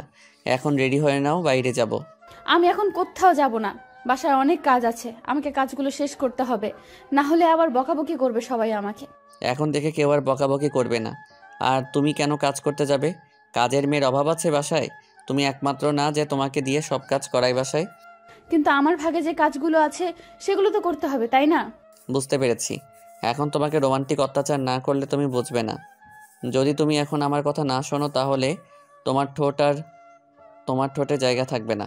মানে কি বলতে চাচ্ছেন? আমার ঠোঁটটা আবার কি করলো? আপনি আমার দিকে নজর দিবেন না, ভালো হবে না। এমনিতেই অনেক ব্যথা আছে এখনো। কি বোঝাতে চাচ্ছি বা কি বুঝতে পারতেছি না, তাই না? আসো প্র্যাকটিক্যাল বুঝিয়ে দেই। লাগবে না, আমার বোঝার মতো ক্ষমতা হয়েছে। আর আপনার বদমাশ নজর আমার দিক থেকে সরিয়ে ফেলুন, বুঝছেন? আমি অসহায় একটা মেয়ে, তাই বলে যখন খুশি তখন এইভাবে আমাকে। আফরিনের এরকম লাজুক কথাবার্তা আদনানকে যেন পাগল করে দিচ্ছে। আর আদনান আফরিনকে কাছে পাওয়ার আগ্রহতা আরও বেড়ে যাচ্ছে। আদনান এক টান দিয়ে আফরিনকে নিজের কাছে নিয়ে নিল এবং নিজের ঠোঁট দুটো আফরিনের ঠোঁটে বসিয়ে দিল। আফরিনের ঠোঁট এতক্ষণ ব্যথা ছিল, কিন্তু হঠাৎ করে আদনানের এরকম স্পর্শ তার ঠোঁটের ব্যথা নিমিশেই শেষ হয়ে গেল। আদনান ধীরে ধীরে তার ঠোঁট দুটো ছড়িয়ে আফরিনের গলায় নিজের ঠোঁট দুটো বসিয়ে দিল। সেই মুহূর্তে আফরিনের নিঃশ্বাস বদ্ধ হয়ে যাওয়ার অবস্থা। তার নিঃশ্বাস নিতে কষ্ট হচ্ছে, তার মনে হচ্ছে এখনই দমবদ্ধ হয়ে মারা যাবে। আদনান যখন আফরিনের গলা থেকে নিজের ঠোঁট দুটো সরিয়ে নাভিতে বসিয়ে দিল, তখন আফরিন আর নিজেকে কন্ট্রোল করতে পারল না। আদনানকে নিজের কাছে একদম শক্ত করে আর দুজনের ভালোবাসায় অতল সাগরে ডুব দিল। বেশ কিছুক্ষণ পর আদনান আফরিনকে ছেড়ে দিয়ে এক সাইডে শুয়ে পড়ল আর আফরিন লজ্জায় বালিশের নিচে মুখ গুজে দিয়ে রইল। আদনান আফরিনের কাণ্ড দেখে মুচকি হেসে দিল।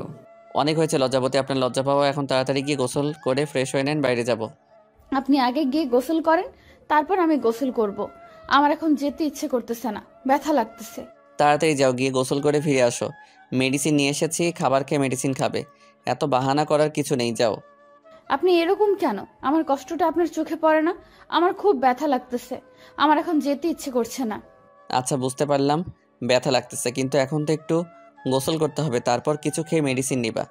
দেখেন, আমি আপনার সাথে যাব না, এটা কারণ আপনার সাথে আমাকে মোটেও মানায় না। দেখো, এখন যদি আবার মাথা গরম করাও তাহলে কিন্তু ভালো হবে না, বলে দিচ্ছি।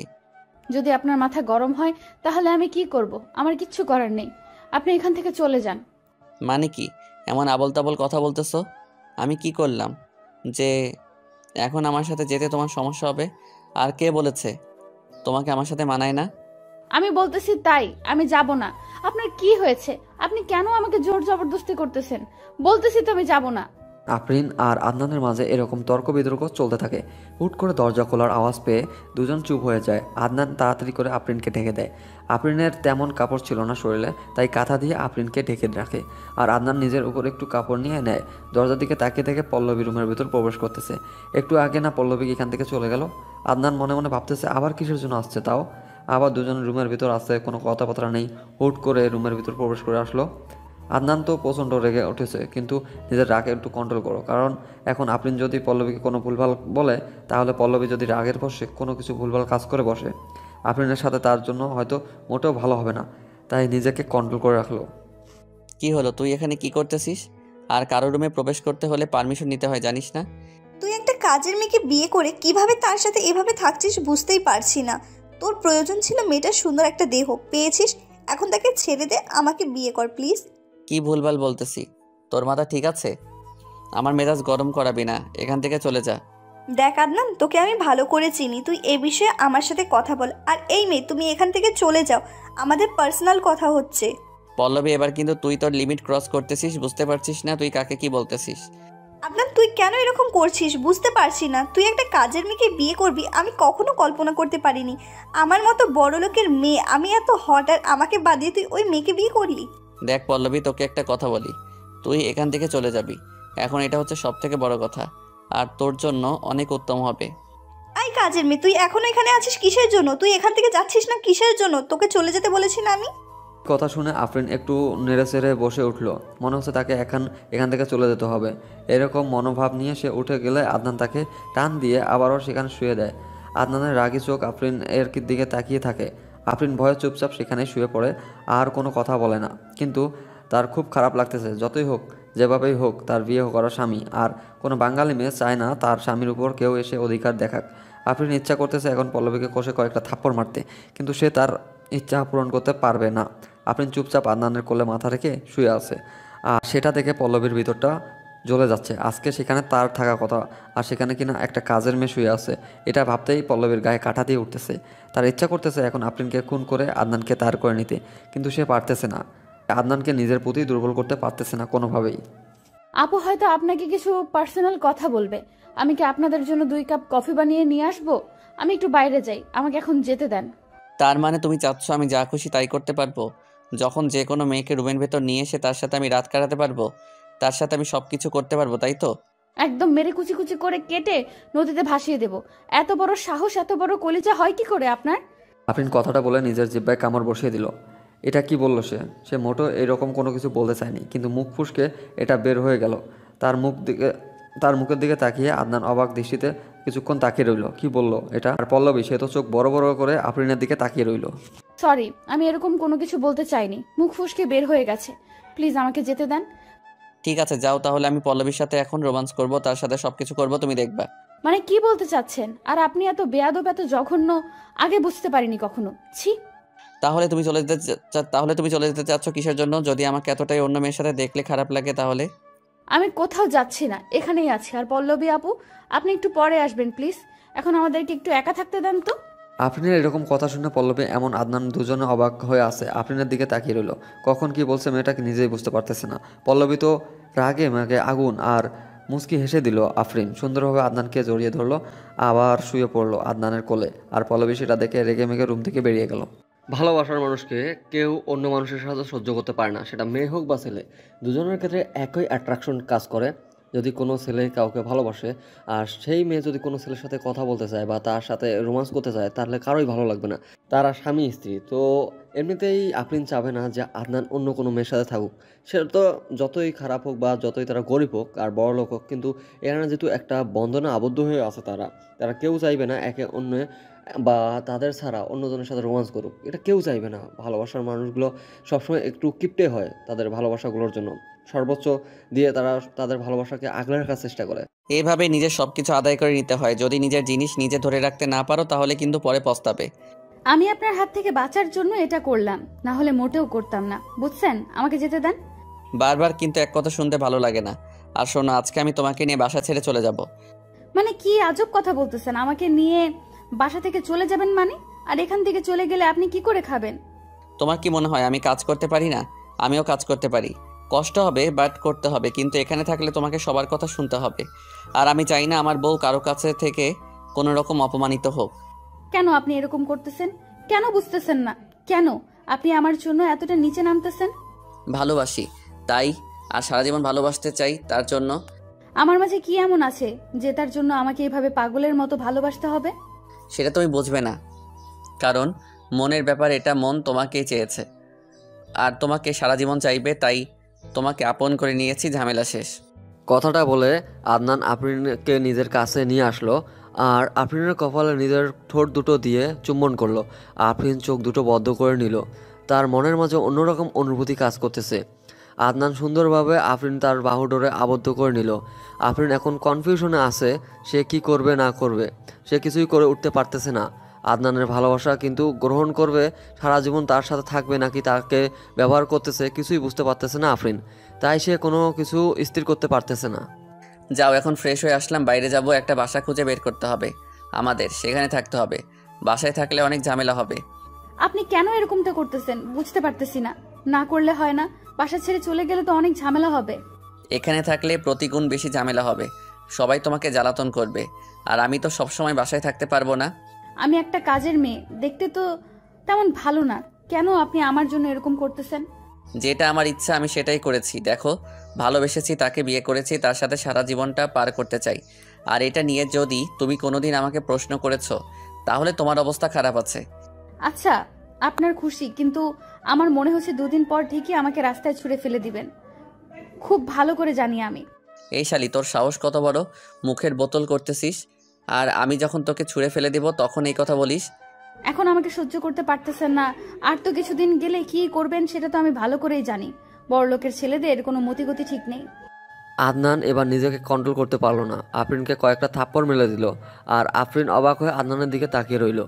আর আফরিনের চোখ থেকে নোনা জল গড়িয়ে পড়তে লাগলো। আফরিন কোনো কথা না বলে চুপচাপ মুখ বুজে সহ্য করে নিল। আদনান ধমক দিয়ে বলল তাড়াতাড়ি গোসল করে নিতে। আফরিন সেখানে এক মুহূর্ত থাকলো না, তাড়াতাড়ি বাথরুমে চলে গেল গোসল করার জন্য। আদনান রুমের বাইরে এসে দেখে তার বাবা বাসায়। আদনান সুন্দরভাবে তার বাবার সামনে গিয়ে বসে পড়ল। আদনানকে দেখে তার বাবা অনেকটা রেগে গেল, কিন্তু একমাত্র আদরের ছেলে কখনো রাগ দেখায়নি। আজ হঠাৎ করে একটা কাজ করে ফেলেছে। তার বাবা রাগ করবে না কি করবে বুঝে উঠতে পারতেছে না। শান্তভাবে বোঝানোর জন্য আদনানের বাবা নিজের রাগ কন্ট্রোল করলো। দেখো বাবা, তুমি যেটা করেছো সেটা আমি খুব ভালো করে শুনেছি। আর হয়তো তুমি ছোট এখনো, তাই নিজের বোঝার ভুল আছে। তুমি একটু এটা সংশোধন করে নাও। কি আজব কথাবার্তা বলতেছে বাবা, বুঝতে পারতেছি না কি সংশোধন করে নিব, আর কি ভুল আছে আমার শুনি।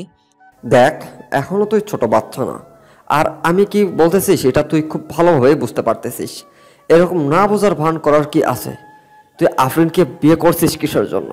আমি আফরিনকে ভালোবাসি, তাই জোর করে বিয়ে করেছি। আর এখানে আফরিনের কোনো দোষ ছিল না, কেউ তাকে দোষারোপ করতে পারবেন না। সেটা আমি খুব ভালো করে জানি, কারণ আমি আফরিনকে ছোটবেলায় নিয়ে এসেছি আমাদের বাসায়। তাই আফরিনের উপর আমার কোনো অভিযোগ নেই। কিন্তু তুই এটা কাজ কেন করলি?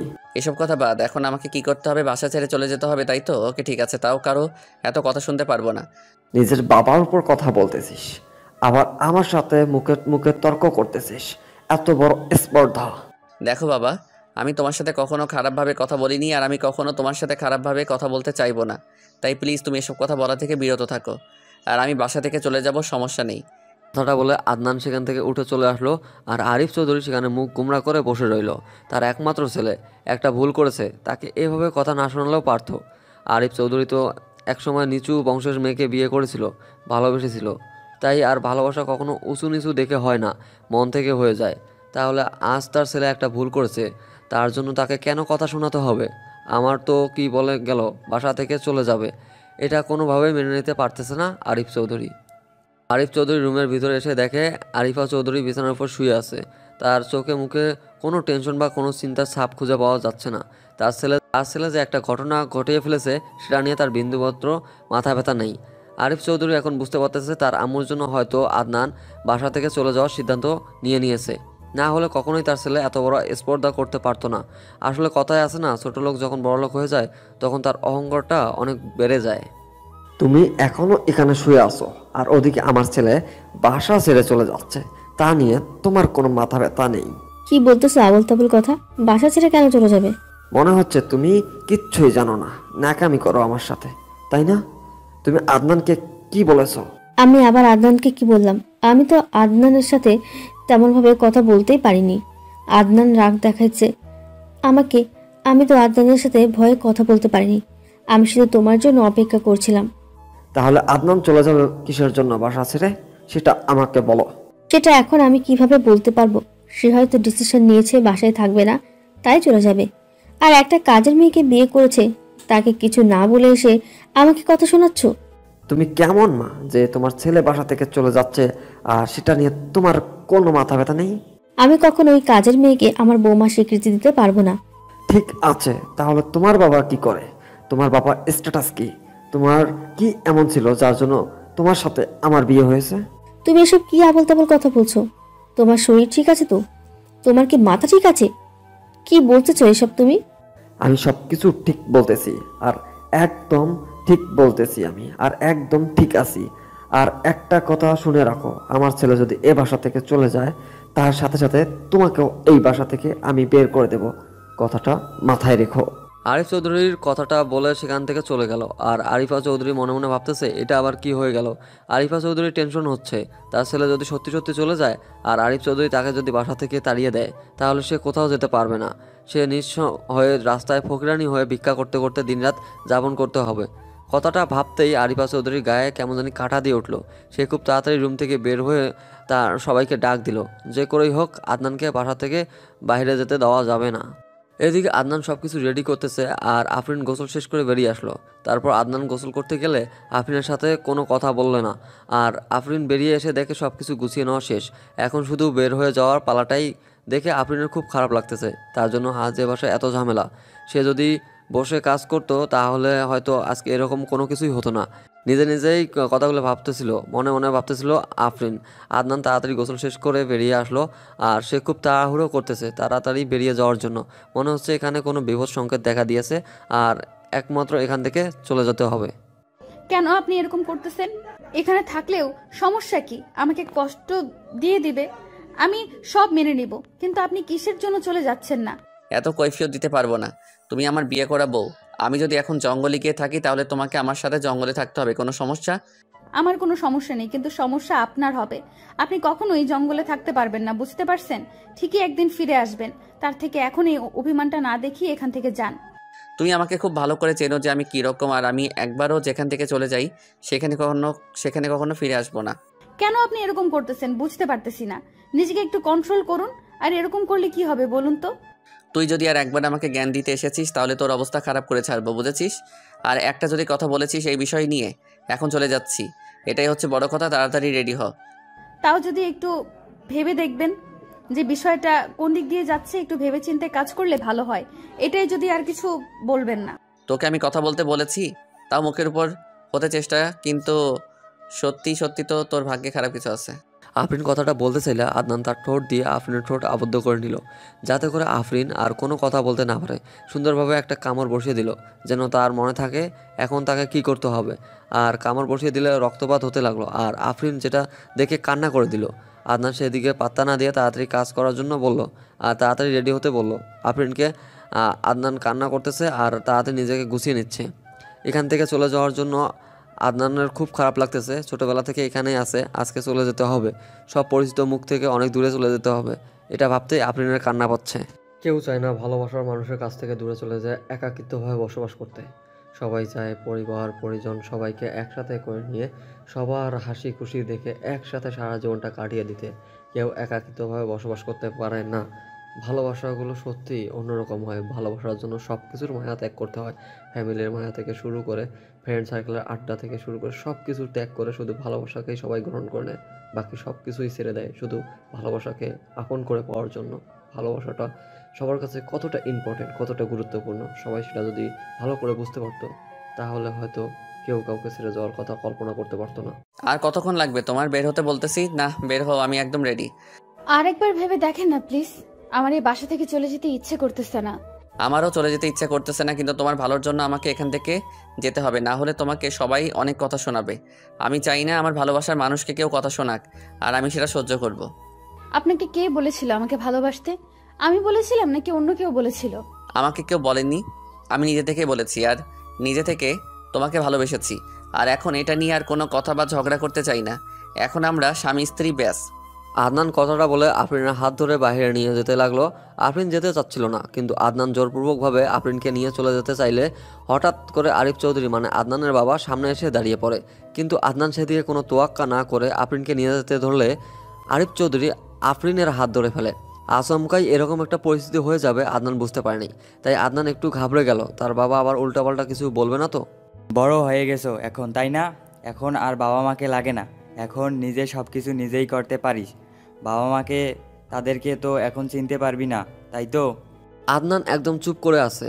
এখন তার বাবার কথার জবাব সে কী দেবে, তার কাছে কোনো জবাব নেই। তাই সে মাথা নিচু করে রইল সেখানে দাঁড়িয়ে। বাড়ির সবাই এসে সেখানে দাঁড়িয়ে পড়লো, আর কারো মুখ থেকে কোনো কথা বেরোচ্ছে না, কারণ আরিফ চৌধুরী একবার রেগে গেলে কাউকে আস্ত রাখবে না তার জন্য। কিরে, কথা বলিস না কিসের জন্য? আমি কি বলেছি শোনা যাচ্ছে না? তোর এভাবে চুপ করে দাঁড়িয়ে থাকলে হবে? কথা বলে ঝামেলা শেষ করতে হবে। সমস্যা কি তোর? আমার তো এখানে কোনো সমস্যা নেই, আমি বাসা ছেড়ে চলে যাচ্ছি, এটাই আমার সমস্যা, তাছাড়া কোনো সমস্যা নেই। তুই বাসা ছেড়ে চলে যাবি তাতে তোমার কিচ্ছু যায় আসে না। তুই আমার বাসা ছেড়ে চলে যা, সমস্যা নেই, কিন্তু আমার মেয়েকে তুই নিয়ে যাচ্ছিস কেন? আমি ওকে ছোট থেকে লালন পালন করেছি। এখন সে আমার বউ, তাই আমি যেখানে যাব আমার বউ আমার সাথে যাবে, তাই না? কোন সাহসে তুই ওকে বিয়ে করেছিস? কার অনুমতি নিয়েছিস? কাউকে বলেছিস? আমি আমার ইচ্ছা অনুযায়ী আমি বিয়েটা করেছি, আর আমাদের দুজনের সমান বয়স আছে, তাহলে সমস্যা কোথায়? আমরা তো এমন কোনো ভুল করিনি। আমি এত কথা শুনতে চাই না। তুই ওকে নিয়ে কোনো রুমের ভেতর যা, আর আমি আমার বৌমাকে গ্রহণ করে নেব, সমস্যা নেই। বাকিরা কি করবে না করবে সেটা আমার দেখার টাইম নেই। ধন্যবাদ আব্বু, তুমি অন্তত আমাকে বুঝতে পারলে। কিন্তু আমি এখানে থাকতে পারবো না, কারণ এখানে থাকলে আমার বউ পর্যাপ্ত সম্মান পাবে না। সেটা আমি দেখে নেব, কেউ কোনো কিছু বলার সাহস পাবে না। আর এখানে সবাই উপস্থিত আছে, আর কারো কোনো মতামত থাকলে এখানে বলতে পারেন। আমি সবার মতামত এখানে শুনবো। আরিফ চৌধুরীর মুখের উপর কথা বলা বা তর্ক করার এরকম কলিজার সাহস এখন পর্যন্ত কারো হয়নি। আর আদনান তো তার বাবাকে যথেষ্ট পরিমাণ সম্মান করে, তাই সে বেশি কথা বলল না। তারা বুঝে তো তাদেরকে মেনে নিয়েছে, তাহলে আদনান আর এখানে কি বলার থাকবে। তাই আদনান চুপ করে আছে। আর আফরিন কিছু বলতে চাচ্ছে, বাট বলতে পারতেছে না লজ্জার কারণে। তারপর সবাই যে যার রুমে চলে গেল, আর আরিফ চৌধুরী সব কিছুর ব্যবস্থা করলো। আবারও ধুমধাম করে বিয়ের ব্যবস্থা করলো। এদিকে ভিতরে সব কিছু কমপ্লিট। আদনান এবং আফরিন নতুন করে আবারও বিবাহ হলো, এবং সেটা ধুমধাম করে। আর সবার মতামত নিয়ে এখানে আদনানের মা আরিফা চৌধুরীর মত ছিল, কারণ সে এখন একটু ভালোভাবে চিন্তা করে শুরু করে দিয়েছে। তার অতীত নিয়ে একটু চিন্তা করেছে সে। অতীতে তো এরকম একটা গরিব ঘরের মেয়ে ছিল, এখন না হয় সে একজন বড় লোকের ওয়াইফ, কিন্তু অতীতে তো তার এরকম একটা অবস্থা ছিল। আর অতীতকে তো মুছে ফেলা যায় না, তাই না? আদনান এবং আফরিনকে বাসর ঘরে নিয়ে যাওয়া হলো, আর আফরিনকে বিছানায় বসিয়ে দিয়ে বাইরে সবাই চলে আসলো। আদনান রুমের ভিতর দরজাটা লাগিয়ে দিল। কি খবর? আজকে তো তোমাকে একদম চেনাই যাচ্ছে না, একদম রূপবতী, মায়াবতী, গুণবতী, একদম অন্য রূপে দেখা যাচ্ছে তোমাকে। আমাকে লজ্জা দিতে খুব পারেন আপনি, তাই না? লজ্জা দিলাম কই, প্রশংসা করতেছি তোমার, তাই না? এখন তার আমাকে মেনে নিতে কোনো সমস্যা নাই? আছে, অনেক সমস্যা আছে। আমি এখনই আপনাকে মন থেকে গ্রহণ করতে পারবো না।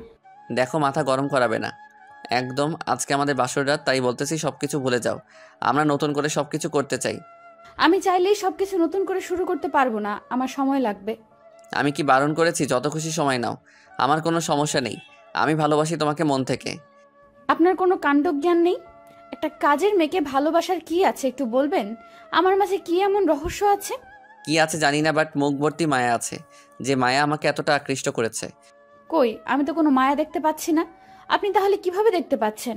সেটা তুমি কখনোই দেখতে পারবে না, এটা শুধু আমি দেখতে পারবো, আমি ছাড়া অন্য কেউ দেখতে পারবে না এই মায়া। হয়েছে, আপনাকে আর কবি হতে হবে না, বুঝছেন? আমার খুব ঘুম পাচ্ছে, আমি ঘুমাবো। তাহলে বাসর করবো কার সাথে? অন্য মানুষ নিয়ে আসবো নাকি? ঘুমের বাহানা দেখালে চলবে না, বুঝছেন? আমার কোনো সমস্যা নেই, আপনি 8-10টা মেয়ে নিয়ে আসেন, এসব ফুর্তি করেন। আমি কি আপনাকে মানা করছি নাকি? দেখো, একদম উল্টাপাল্টা কথা বলবা না, মাথা গরম হলে কিন্তু তোমার কপালে আবারও দুঃখ আছে। আদনান আফরিনকে আর একটা কথা বলতে না দিয়ে বিছানার উপর আফরিনকে চেপে ধরলো। আফরিন একটু ব্যথা পেলে, বাট মুখ বুঝে সেটা সহ্য করে নিল। তার এরকম অত্যাচারগুলো এখন মানিয়ে নেওয়ার অভ্যাস হয়ে গিয়েছে, তাই এই অত্যাচারগুলো এখন তার কাছে আর অতিরিক্ত অত্যাচার মনে হয় না।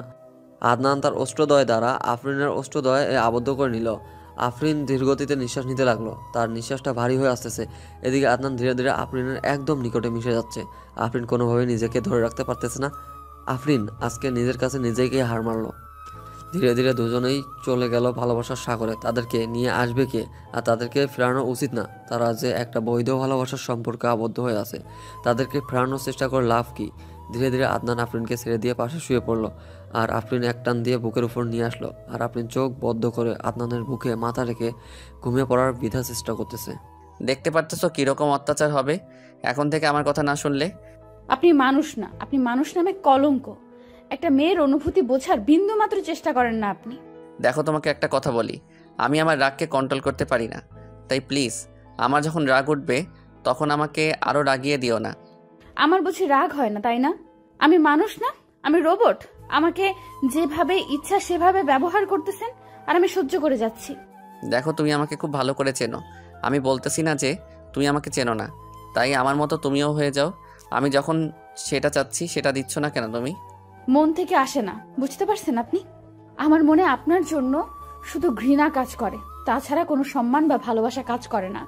আফরিনের এই কথা শুনে আদনান হুট করে বিছানা ছেড়ে উঠে পড়লো এবং বাইরে চলে আসলো। বাইরে এসে দেখে এখনো সবাই ঘুমিয়ে পড়েনি। বাইরে কয়েকজন বসে গল্প করতেছে, কিন্তু কাউকে কোনো পাত্তা না দিয়ে বাসা থেকে সোজা বেরিয়ে গেল। আর আদনানকে কেউ কিছু বলবে এরকম বুকের পাঠা এখনো কারো হয়নি। আর আরিফ চৌধুরী রেস্ট করার জন্য নিজের রুমে ছিল, তার জন্য জানে না বাইরে চলে গিয়েছে আদনান। আর আফরিন একটু মনে মনে খুশি হলো যে অন্তত এখন তার ইচ্ছা মতো সে থাকতে পারবে। আদনান বাইরে এসে দেখে সব দোকানপাট বন্ধ হয়ে গিয়েছে। এখন সে সিগারেট খাবে কিভাবে? কোনো কথা না বলে চুপচাপ মাথাটা নিচু করে রাস্তার এক সাইড দিয়ে হেঁটে যাচ্ছে। আর পাঞ্জাবির পকেটে নিজের হাত একটা ঢুকিয়ে দিয়েছে, আর একটা হাত প্যান্টের পকেটে। সে শুধু ভাবতেছে, একটা মানুষকে ভালোবেসে এত করে বিয়ে করলো, এখন তার পরিবার থেকে মেনে নিল তাদেরকে, কিন্তু তারপর সেই মানুষটা কেন তাকে মেনে নিচ্ছে না? আদনান তো আফরিনকে সত্যিকারের ভালোবাসে, টাইম পাস বা বিয়ে করেছে, কিছুদিন পর ছুঁড়ে ফেলে দিবে এরকম তো না। তাহলে কেন আফরিন আদনানকে আবার দূরে ঠেলে দিচ্ছে? কেন তাকে বুঝতে পারতেছে না? আঙ্কেল, দরজাটা একটু খুলবেন প্লিজ, আমার একা ভয় লাগতেছে। একা ভয় করবে কিসের জন্য? আদনান কোথায়? আদনান আর তুমি না এক রুমে, তাহলে তোমার ভয় করতেছে মানে? আপনার ছেলে সে কখন রুম থেকে বেরিয়ে গিয়েছে, এখনো আসার খবর নেই। ভয় লাগতেছে, একা একা। আপনি তো জানেন আমি একা থাকতে পারি না। আর তুমি এখন এসে আমাকে বলতেছো কখন গিয়েছে, আর বলে যায় নাই তোমাকে কি করতে গিয়েছে বাইরে? আসলে এখানে ভুলটা আমারই, আমার সাথে একটু ঝগড়া হয়েছে, আর হয়তো আমার উপর রাগ করেই বাইরে গিয়েছে। দেখো, একটা কথা বলি, যা হয়েছে হয়েছে, সব কিছু ভুলে যাও আর নতুন করে সব কিছু শুরু করো। আর তোমাকে তো কেউ কোনো কিছু বলবে না, সবাই তোমাকে ভালোবাসে, তুমি ভালো করে জানো। কিন্তু আগের মতো কেউ আমাকে ভালোবাসবে না, সেটা আমি খুব ভালো করেই জানি। তাই আমার খুব ভয় লাগতেছে, কিছুদিন পর আমাকে তো এখান থেকে ছুঁড়ে ফেলে দেওয়া হবে, তাই না? সেই তুমি ছোটকাল থেকে এখানে আছো, তুমি তো আমাকে চেনো, আর আমার উপর তো তোমার আস্থা বা বিশ্বাস আছে, তাই না? এসব নিয়ে পরে কথা বলবো আঙ্কেল। আপনি একটু দেখেন আপনার ছেলে কোথায়, আর রাগের বশে কোথায় কি করতেছে। ওনার তো রাগ উঠলে কন্ট্রোল করতে পারে না, ভয় লাগতেছে এখন আমার। আচ্ছা, তুমি যাও, আমার রুমে গিয়ে বসো, তোমার আন্টির সাথে আমি দেখতেছি। না, একটু রুমে যাচ্ছি, একটু রুমে কাজ আছে তো, আমি কাজটা শেষ করতেছি। আপনি একটু খোঁজ নিয়ে দেখেন কোথায় আছে, বাসায় আসবে কিনা, একটু আমায় জানাবেন। কথাটা বলে আফরিন তার নিজের রুমে চলে গেল। আফরিন যদিও রাগ দেখিয়ে আদনানকে কথাগুলো শুনিয়ে দিয়েছিল, কিন্তু এখন ভেবে কষ্ট হচ্ছে আফরিন যে কেন তাকে কথাগুলো বলতে গেল। আর মানুষটা এভাবে চলে যাবে ভাবতে পারেনি। মানুষটা তো তাকে ভালোবাসে, তার তো খারাপ চায়নি বা তার কোনো ক্ষতি করার চেষ্টা করেনি, তাহলে কেন অমানুষের মতো তার সাথে আচরণ করলো আফরিন? এটাই ভেবে খুব কষ্ট পাচ্ছে আফরিন। আর এদিকে আদনান হাঁটতে হাঁটতে অনেক দূর পথ এসে পড়েছে। এখন ঘড়ির দিকে তাকিয়ে দেখে রাত 3টা বেজে গিয়েছে। এতক্ষণ সে হেঁটেছে, প্রায় 2 ঘন্টা ধরে হাঁটতেছে। তার মানে সে অনেক দূর পথ পাড়ি দিয়ে ফেলেছে। যখন সে বুঝতে পারলো সে অনেকটা পথ পাড়ি দিয়ে ফেলেছে, তখন সে আবার গন্তব্যের উদ্দেশ্যে রওনা দিল। সামনে এসে একটা ভয়ানক বিপদের সম্মুখীন হলো সে। অন্ধকার কালো ঘুটঘুটে রাস্তা, আর সামনে কয়েকজন মাতাল ছেলে মাতলামি করতেছে নেশাদ্রব্য পানীয় পান করার পর। আদনান কখনো এরকম বিপদের সম্মুখীন হয়নি। আদনানের খুব খারাপ লাগতেছে যদি এখন তাদের সাথে ঝামেলা লেগে যায়, কারণ মানুষ যখন মাতাল হয়ে যায় তখন তার সেন্স থাকে না, সে কী করতেছে না করতেছে কিছুই বুঝতে পারে না, সে মানুষ থেকে অমানুষ হয়ে যায়। এটা ভেবে আদনানের খুব খারাপ লাগতেছে, কারণ তারা তো এখন তাদের ভারসাম্যহীন হয়ে পড়ে আছে। হুট করে যদি আদনানের উপর খুব খারাপভাবে আক্রমণ করে দেয়, আদনান কিছুই করতে পারবে না, শুধু আদনানকে দেখতেই হবে। তাই আদনান পাশ কেটে যেতে চাইলো, বাট পাশ কেটে যেতে পারলো না। হুট করে তারা এসে আদনানের উপর একটু আক্রমণাত্মক হয়ে উঠলো, আর অবস্থা বিগতি দেখে আদনান নিজের আত্মরক্ষার জন্য যতটুকু সম্ভব ততটুকুই লড়ে যাচ্ছে তাদের সাথেই। কি হয়েছে তোমার? আর তোমার শরীরে এত ক্ষত বিক্ষত কেন? এত শরীরে দাগ আসলো কোথা থেকে তোমার? তেমন কিছু না, আমি ঠিক আছি আর আমি এখন ঘুমাবো, আমাকে ডিস্টার্ব করবে না। আপনার কি হয়েছে আমি সেটা জানতে চাচ্ছি। আর আপনাকে এরকম দেখাচ্ছে কিসের জন্য? কি হয়েছে আমাকে বলবেন প্লিজ? তোকে বেশি বকবক করতে হবে না, তুই এখন আমার চোখের সামনে থেকে যা। আপনি এরকম করতেছেন কেন বুঝতে পারতেছি না। আপনি আমার সাথে ভালোভাবে কথা বলেন। এত কথার কৈফিয়ত দিতে পারবো না, তুই যা এখন। আমি আপনার ঘরের বউ, আমাকে বলতেই হবে আপনার কি হয়েছে। কারণ আপনার নিশ্চয়ই কোনো কিছু হয়েছে, আর আপনি সেটা আমাকে কেন বলবেন না? আমি কিসের জন্য বলবো আমার বলার ইচ্ছে করতেছে না। আমার ঘুম পাচ্ছে, আমাকে ঘুমাতে দে, আর তুই এখান থেকে সরে যা। কথাটা বলে আদনান নিজের রুমে প্রবেশ করলো আর বাথরুমে গিয়ে একটু ফ্রেশ হয়ে বিছানা এসে শুয়ে পড়লো। আফরিন কি বলবে না বলবে ভেবে পাচ্ছে না। এখন আফরিনের খুব খারাপ লাগতেছে। তার সাথে এরকম করা মনে হয় ঠিক হয়নি। যখন বাসার সবাই তাদেরকে মেনে নিল তখন আদনান কেন এরকমটা করতেছে। আফরিন কোনো কথা না বলে চুপচাপ আদনানের পাশে গিয়ে শুয়ে পড়লো, কিন্তু সেদিকে কোনো গুরুত্ব নেই আদনানের। চুপচাপ নিজের মতো শুয়ে আছে আদনান। আপনার কি হয়েছে? আপনি আমার সাথে কথা বলবেন না? আদনান চুপ করে আছে। আদনান কোনো কথা বলে না, কারণ আদনানের খুব ভয় লাগতেছিল তখনকার সেই বিষয়টা নিয়ে। আদনান যখন রাস্তা দিয়ে হেঁটে আসছিল তখন এসে দেখে কয়েকটা ছেলে মাতাল অবস্থায় সেখানে দাঁড়িয়েছিল। আর আদনান তাদের কাছে গেলে তারা মাতাল অবস্থায় আদনানকে আক্রমণ করে আদনানের টাকা পয়সা ছিনতাই করার জন্য। কিন্তু তারা চারজন হলে হবে কি, তারা তো মাতাল অবস্থায় ছিল, যার জন্য আদনান নিজের প্রতিরক্ষা করতে পেরেছিল আর সেখান থেকে ফিরে আসতে পেরেছিল বাসায়। একটু হলে আজকে তার জীবনটাই চলে যেত। আপনি কি আমার সাথে কথা বলবেন না নাকি? আমার ঘুম পাচ্ছে, এখন যদি একটু ডিস্টার্ব করিস তাহলে কিন্তু তোর অবস্থা অনেক খারাপ আছে। তাই নাকি? কি অবস্থা খারাপ আছে শুনি? যা ইচ্ছা করতে পারেন, বাট কথা বলেন আমার সাথে। এখন আমার ঘুম পাচ্ছে, আমি ঘুমাবো। কারোর সাথে কথা বলার কোনো ইচ্ছা করতেছে না এখন আমার। আমার সাথে আপনাকে কথা বলতেই হবে। আমার সাথে কথা না বললে কিন্তু খারাপ হবে। তোর সাথে আমি কি কথা বলবো আর কি খারাপ হবে শুনি? আমি আপনার সাথে কথা না বলে থাকতে পারতেছি না। আপনি আমার অভ্যাস হয়ে গিয়েছেন। ভালো হইছে, এখন চুপচাপ ঘুমিয়ে পড়ো, না হলে কিন্তু সমস্যা আছে। আমি বলেছিলাম যে আমাকে বিয়ে করিয়েন না। আপনি আমাকে সহ্য করতে পারবেন না, বা আমার আচরণ ব্যবহারগুলো আপনার ভালো লাগবে না। আমি বলতেছি আমার ঘুম পাচ্ছে, এখন উল্টাপাল্টা কথা বলবি না। আমি আপনাকে ভালোবাসি, আর আপনার সাথে কথা না বলে আমি থাকতে পারতেছি না। আপনি কেন বুঝতে পারতেছেন না? আমার কষ্ট হচ্ছে। তাতে আমি কি করতে পারি? কষ্ট হচ্ছে, ঘুমের ওষুধ খেয়ে ঘুমিয়ে পড়ো। এই, আমার জন্য আপনার মনে ভালোবাসা, আমি কষ্ট পাচ্ছি, আর আপনি আমার প্রতি কোনো যত্নশীল না। এখন আমাকে কি করতে হবে সেটা বলো, আমি সেটাই করতেছি। আপনি কোথায় গিয়েছিলেন, কি করতে গিয়েছিলেন, আর এতক্ষণ বাইরে কি করলেন? আর আপনার শরীরের এই অবস্থা কেন? আমি তো বলেই দিয়েছি এত কথার উত্তর আমি দিতে পারবো না। তারপর এরকম করার কি আছে শুনি? আমি আপনাকে ভালোবাসি আদনান সাহেব, ভালোবেসে ফেলেছি আমি। আপনার জন্য এখন আমার মায়া হয়, কষ্ট হয়। ঠিক আছে, তাহলে এখন ঘুমিয়ে পড়ো, আমার ঘুম পাচ্ছে, কালকে কথা হবে। আপনি কি আমাকে ইগনোর করতেছেন, বা আমার সাথে এখন আপনার কথা বলতে ভালো লাগে না আর এমন কিছু? আমি যখন তোমাকে পাগলের মতো ভালোবেসে গিয়েছিলাম তখন তুমি কি করেছিলে? আমাকে কত ইগনোর করেছো, কত কি বলেছো। তারপর আমি তোমাকে নির্লজ্জের মতো ভালোবেসে গিয়েছিলাম, আর তুমি একদিন কষ্টটা সহ্য করতে পারতেছো না।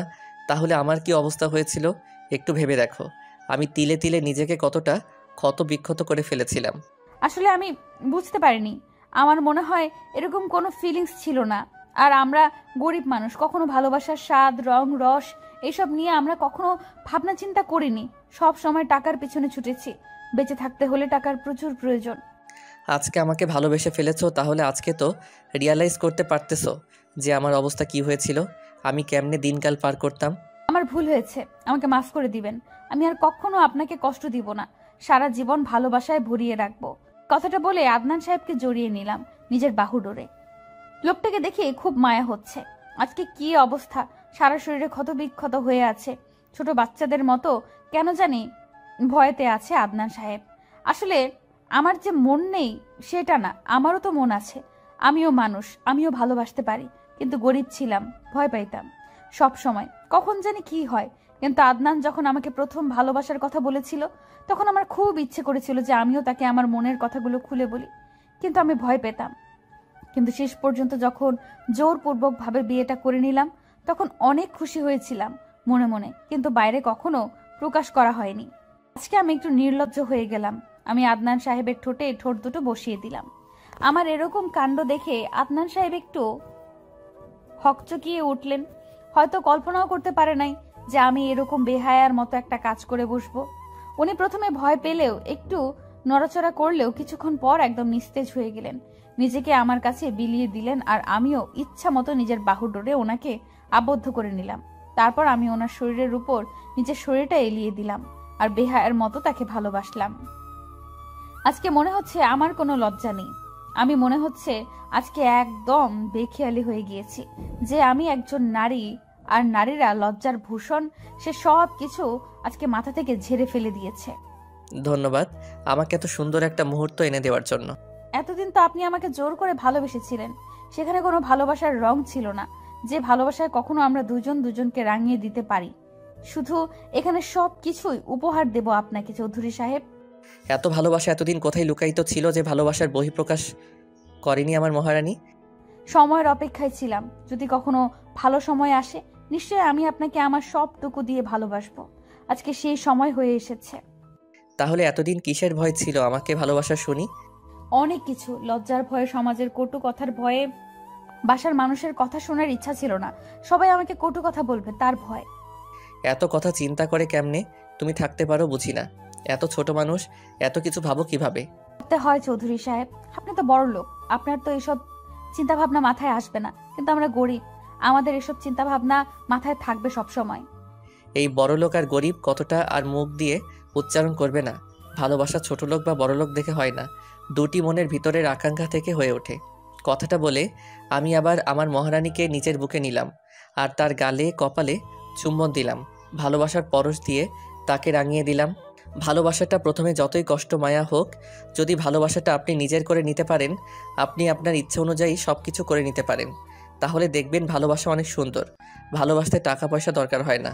আপনারা বলতে পারেন যে টাকা পয়সার দরকার হয় ভালোবাসতে, আবার কেমন কথা, সবাই তো বলে ভালোবাসতে টাকা পয়সা লাগে, কিন্তু আমি এর উল্টো কথা কেন বলতেছি তাই তো?